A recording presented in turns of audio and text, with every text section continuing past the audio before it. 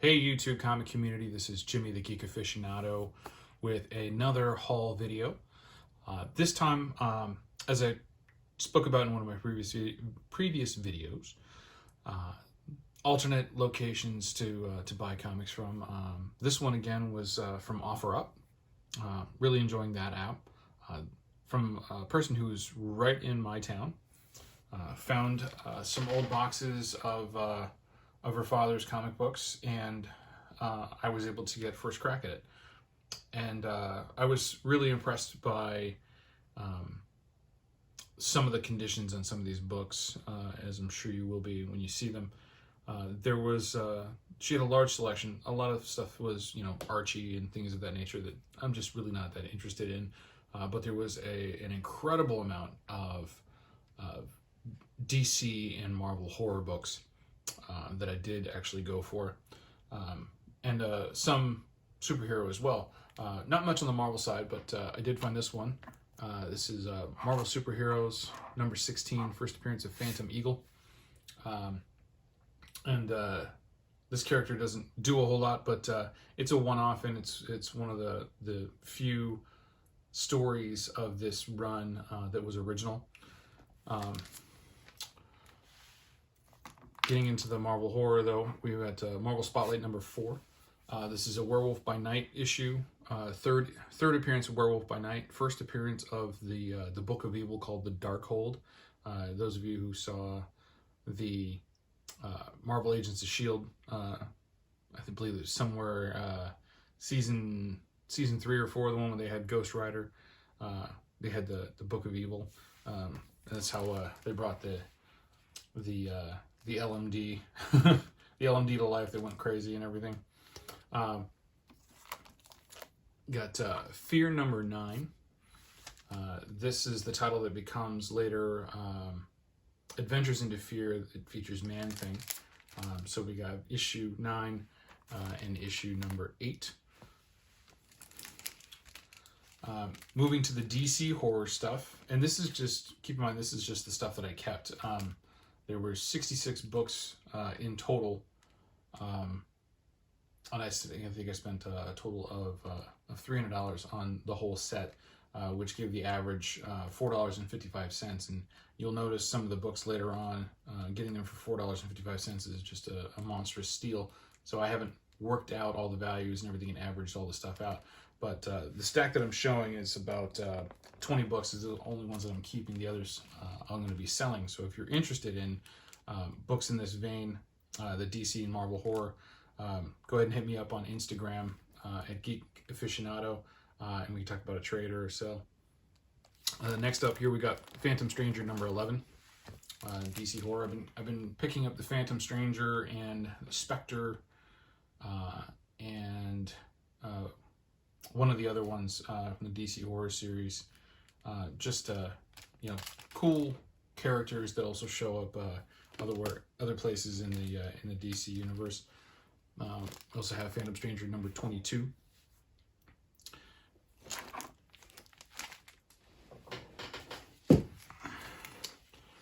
And moving on to more of the kind of mystery, or I should say, into more of the superhero stuff. We've got House of Mystery, number 141. Later on in these issues, it transitioned back to kind of a horror occult book. This is issue number 202.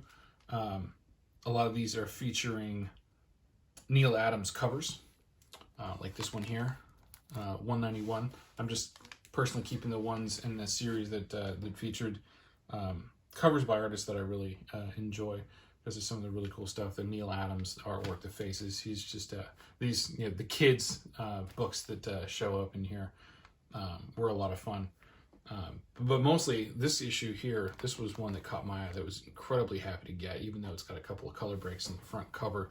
Issue 195. This cover is by Bernie Wrightson, and it showcases a prototype of the Swamp Thing character that was created by Bernie Wrightson in House of Secrets number 92. This predates that, and there's a character in there, a swamp creature in here that may have been used as a template in there, but it's a really good book, and it's a great cover.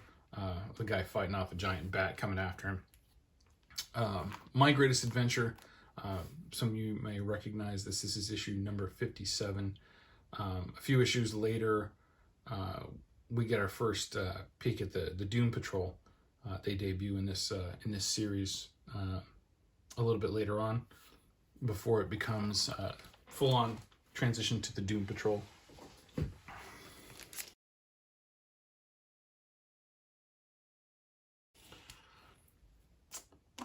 Here's a good one. Rip Hunter Time Master number 3. And these books were rough condition. They're still intact and everything. I believe this issue here, number 2 here, is detached. The cover is a little bit detached, but we'll flatten that out and get that into CGC. But still, overall, looks really nice. Just good looking colors, real vibrant still. And we have some Lois Lanes. This is an 80-page giant, issue number 77. Issue number 85. Issue number 96. And while these aren't all in wonderful condition, they are kind of placeholders for me until I do get nicer copies. Because again, the cost wasn't very high on them, but the value is definitely much higher. Moving into more of the superhero, we have Superman issue number 170, featuring if Lex Luthor were Superman's father, sending him from Krypton. Kind of one of those weirdo, interesting stories. Here's issue number 209. We've got The Flash, issue number 181, featuring the Samuroid. Those of you who watched the Flash TV show will remember that from a couple seasons back, where the Samuroid showed up to throw him off his game while DeVoe started doing some dastardly deeds in the background. Here's an earlier issue, number 116. This is a first appearance. I don't recall who of. It'll be listed down below, but the man who stole Central City. And we found some Batmans. We've got Detective Comics number 378. It's a book I already had, but this is a nicer copy, so I'll be keeping this one. This is a gorgeous copy right here, 377. Great Riddler cover. Nice blacks. The blacks aren't broken up. Just nice and clean. And as you can tell, all of these books well worth way over $4.50. This is issue 329. Again, just super nice copy. High mid grades. I mean, this is probably somewhere around a 6.5 to 7.5 easily. This one's got a little bit more wear to it. This is issue number 203, the Spectacular Secrets of the Bat Cave. So this is an exciting issue to have. A little bit more beat up than some of the other ones, but still solid condition. Nice little subscription crease down the center there. Doesn't bother me though. Doesn't change the readability.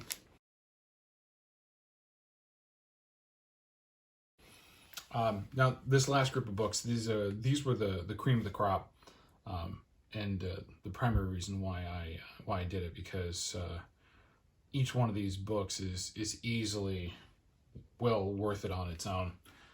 This is Supernatural Thrillers number 1, featuring It. Supernatural Thrillers. This run features, I believe was it the Invisible Man and the Living Mummy later on. Unfortunately, didn't have those, but did have some other stuff.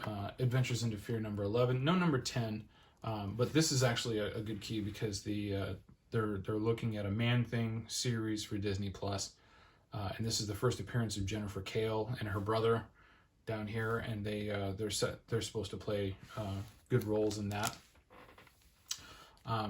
Not a key issue, but if you look at it, it's just in immaculate shape. This is easily a VF plus to a near mint minus, possibly even higher after a clean and press.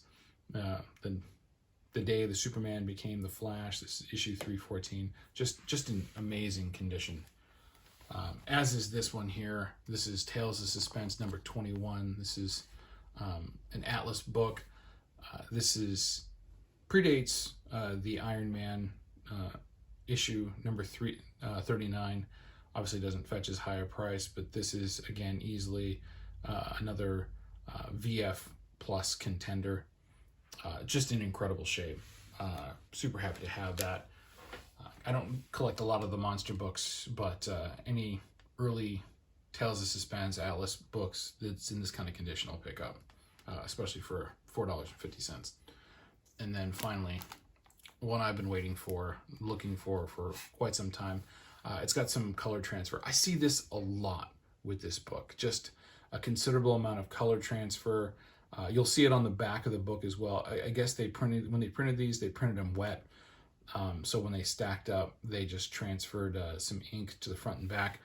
Only big problem with this guy right here is this color breaking crease down here in the corner.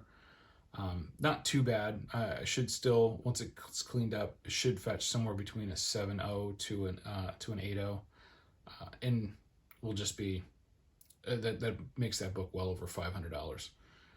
So yeah, just this one book alone, obviously double almost what I paid for the whole lot. Plus I'll be selling off a lot of the other books, like I said. A lot of the not early, but a lot of the House of Mysteries, some of the Neil Adams stuff, and a number of the other ones, Tales of the Unexpected, just a lot of good stuff. So reach out to me if you're interested in DC and Marvel horror books on Instagram, and we can talk. Thanks for watching. Appreciate it. Bye.